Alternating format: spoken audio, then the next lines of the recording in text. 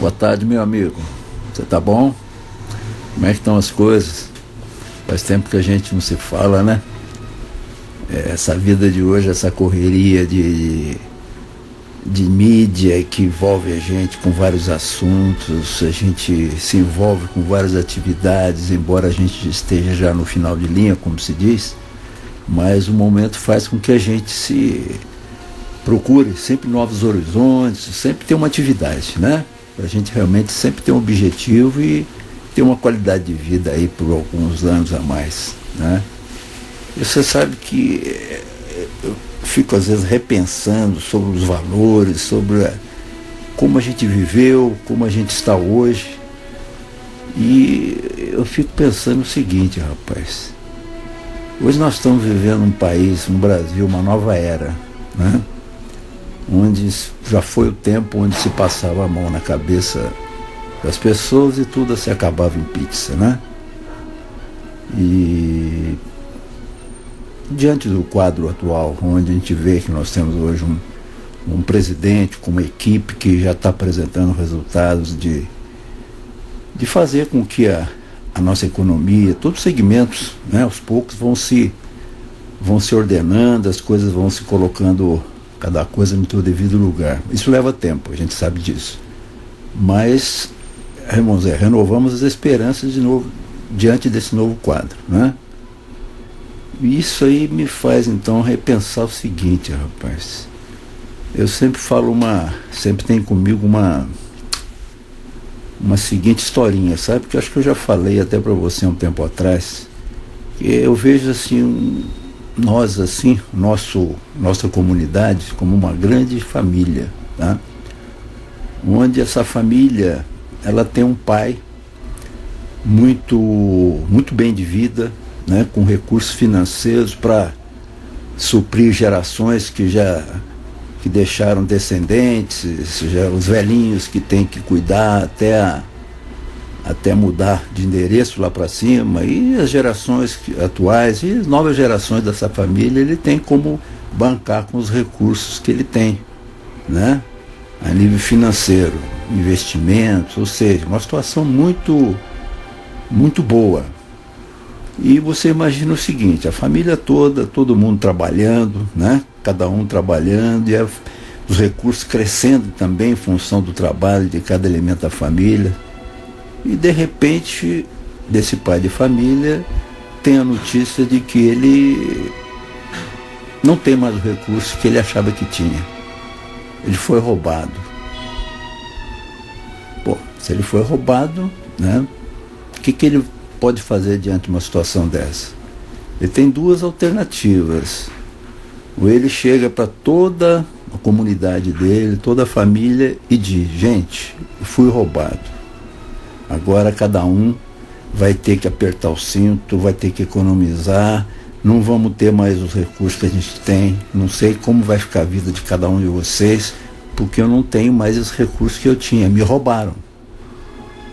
Essa é uma alternativa que ele tem. A segunda opção seria ele falar: bom, se me roubaram, tem que me pagar. Quem roubou tem que pagar. É o nosso lema hoje dos nossos dirigentes, do nosso governo. Quem rouba tem que pagar aquilo que roubou. Quem matou tem que responder pelo crime. Cada um tem que assumir as responsabilidades pelo que fez, né? Então eu vejo hoje, diante do nosso quadro aí, como exemplo, né, que, vamos dizer, quem rouba paga, e nós estamos vendo aí realmente os recursos, no caso da Petrobras, sendo cobrados de quem roubou, o dinheiro está voltando para os nossos cofres, e as coisas vão, aos poucos, melhorando. Então esse pai de família, eu entendo que ele teria que ter essa visão de falar essa segunda opção, ou seja, não, me roubaram, eu tenho que buscar saber quem foi que me roubou. Quem me roubou vai ter que me devolver o que me roubou. Não é certo? Uma coisa é minha, ninguém tem o direito de tomar. Então, voltando então agora, por que eu disse isso? O nosso quadro hoje da Petros, nós vemos hoje a Petros com esse desfalque aí, com essa diferença aí que nós estamos pagando esse equacionamento aí para cobrir os déficits, né?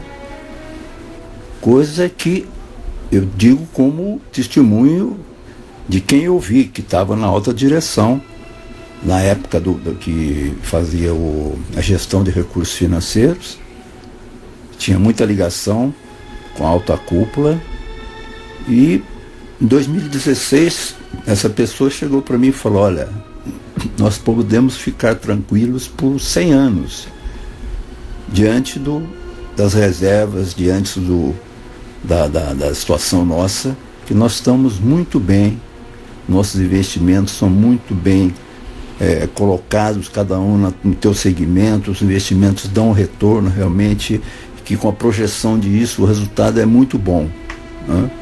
Então essa era a informação real que eu tive em 2016.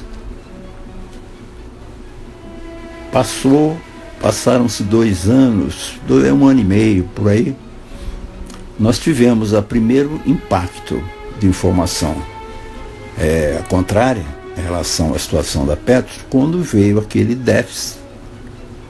E, paralelamente a isso, houve a informação de que a Petros teve uma gestão financeira onde a rentabilidade dos recursos, dos investimentos, deu em 2016 um índice de 13, não chegou a 14%, a rentabilidade dos recursos, dos investimentos.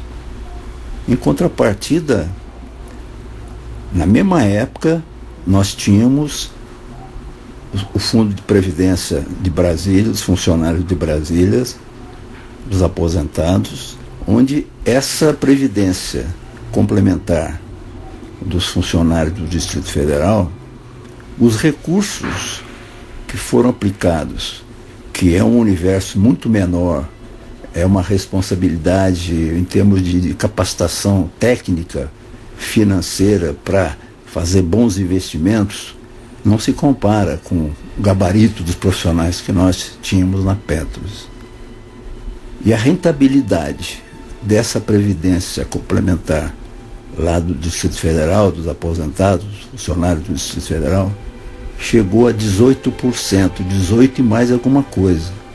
Ou seja, quase 5% a mais em relação a Petros, que tinha uma estrutura fabulosa, né? Em termos de capacitação, para poder fazer o melhor, para poder a gente ter esses recursos lá na frente para alimentar por mais 100 anos, que foi a projeção de 2016. Aí vem então a pergunta, mas e aí? Como é que fica essa questão desse gerenciamento de recursos mal feitos? Vamos falar nesses termos, né? Eu digo mal feitos porque vou citar novamente mais uma situação também medida por funcionário de alta competência que nós conhecemos, onde, quando eu citei para ele essa questão da diferença da performance, da aplicação dos investimentos da Petros em comparação com o Fundo de Previdência de Brasília, ele simplesmente falou para mim: você pensa que eu não corri lá no Rio de Janeiro, quando eu vi o que estava sendo feito errado em termos de investimentos na nossa fundação? Ou seja, ele foi acompanhado de não sei mais quantas pessoas para alertar quem fazia o gerenciamento dos recursos de que a aplicação naquele segmento, naquele tipo de opção de investimento não estava certo. Era um momento de turbulência que nós vivíamos no país, onde não era a hora de você correr risco. Ainda mais uma fundação que tinha um pulmão financeiro muito grande. Não era a hora de você aplicar, vamos dizer, fechar os olhos e aplicar num investimento de alto risco. Não é hora. Você tem um rendimento menor aplicando numa condição que te dê segurança, né? É o que nós fazemos hoje. Por que a gente corre na poupança e não corre para fundo de investimentos e ações? Porque a gente quer tranquilidade, pô. Se eu tenho hoje um pulmão bom de financeiro, por que eu vou querer aumentar mais meu capital aplicando em segmento de risco, sendo que eu posso perder, sabendo que eu posso perder e eu não tendo a necessidade de investir com risco? Eu mantenho o meu índice de rendimento menor numa fase de turbulência, pô.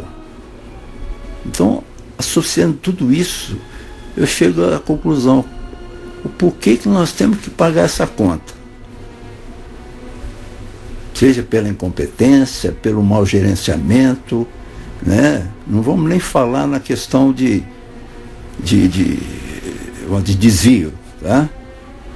O fato é que quem roubou, aonde foi esse déficit, pô, tem que ser buscado lá com quem realmente tem a culpa no cartório, pô. Por que nós agora temos que pagar essa conta? Não é certo isso, pô. A gente vai simplesmente baixar a cabeça: não, tá certo, é isso mesmo, nós vamos ter que fazer que nem aquele pai que fez aquela opção errada, como tu falou: olha, gente, agora me roubaram e eu tenho que aceitar isso. Vocês agora não têm mais a condição que vocês tinham antes, né? Talvez até alguns dessa família numerosa venham até passar fome, pô. Não é certo isso. O certo é você tomar essa posição do pai que fala: não, se me roubaram eu tenho que achar quem é o ladrão para devolver, pô. Uso os mecanismos que eu tiver com relação à legislação, vou buscar através de órgãos federais, ou seja, eu não posso ficar de braço cruzado aceitando passivamente que eu vou ter que pagar essa conta, tirando dos meus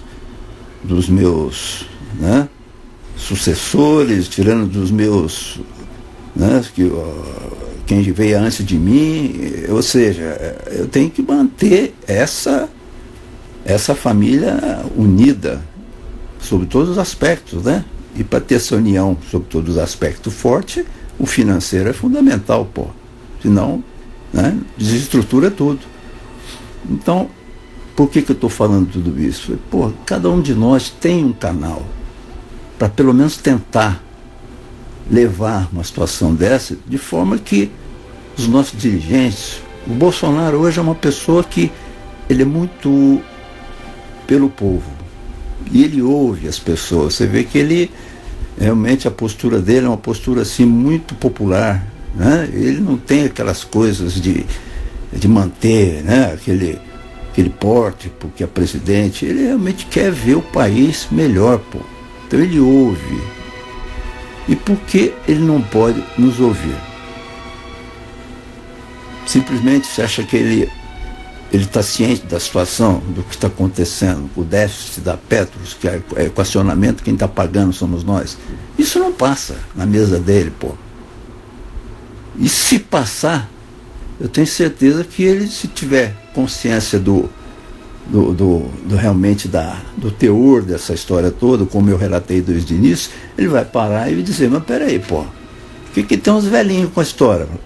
Trabalharam a vida inteira, deram o melhor de si, agora que é a hora deles, né, desfrutar de uma qualidade de vida melhor, vão tirar dele, do bolso dele, para pagar uma conta que ele não teve culpa nenhuma, foi incompetência de quem administrou, foi roubo de quem levou e, como diz, o patrão não vai atrás para poder restituir esse roubo. Então é essa questão que a gente fica ponderando, sabe, companheiro? Por que nós temos que pagar essa conta? Por que nós temos que pagar essa conta? Não sei até onde essa administração sabe da realidade do problema no todo, tá? Estou falando no nosso caso, Petros, na nossa empresa, né? E tem a Petrobras, que é vamos dizer, a fatia maior do bolo, né? E a Petrobras hoje está sendo restituída de tudo que foi roubado dela, pô. Então, por que não dessa fatia aí do que está retornando para o sistema, por que não direcionar para equacionar esses déficits, ao invés dos velhinhos ter que pagar isso aí? Não está certo, né, companheiro? Meu amigo, então, isso aí não sei se foi um desabafo, foi uma troca uma forma de eu compartilhar com você o meu pensamento. O fato que, se eu tiver a oportunidade algum dia de levar essa questão da forma que eu coloquei para você, se tiver um espaço, eu vou colocar. Eu tenho argumento para falar. Eu cito esses exemplos todos que eu citei para você. É só você fazer uma analogia, porra. Isso aí, o Brasil é uma família enorme, né? É só trazer para dentro de casa o caso do exemplo que eu dei da família numerosa, onde de repente estava tudo bem e pô, a coisa virou. Então é isso. Me desculpa se eu tomei muito seu tempo. O bom do WhatsApp é isso. Você fala, não se preocupa com quem está do outro lado, que se tem tempo ou não para te ouvir. Se não tem tempo, ele vai te ouvir depois, né? É o caso dessa minha fala. Grande abraço. Fica com Deus.